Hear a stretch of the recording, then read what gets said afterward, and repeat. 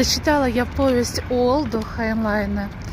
И, вы знаете, невероятная сила духа у этого самого главного персонажа, у Уолда, который многим на самом деле не занимать.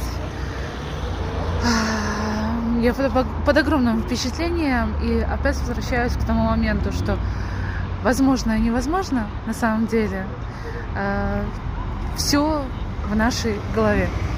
Насколько мы считаем себя удачливыми или неудачливыми,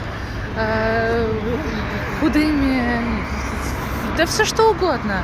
Что касается учебы или отношения вообще к этому миру, даже, видите, ехала сейчас. Вот у нас последних несколько дней вот такое солнце. Вот такое. Вот такое. Очень необычное, как летающая тарелка, да? Друзья, никогда не стоит отчаиваться. Что бы в вашей жизни ни происходило, всегда за тучами, даже, видите, за облаками, всегда есть солнце. И если еще не читали, почитайте. Это просто великолепный. Это даже не рассказ, это, наверное, больше повесть.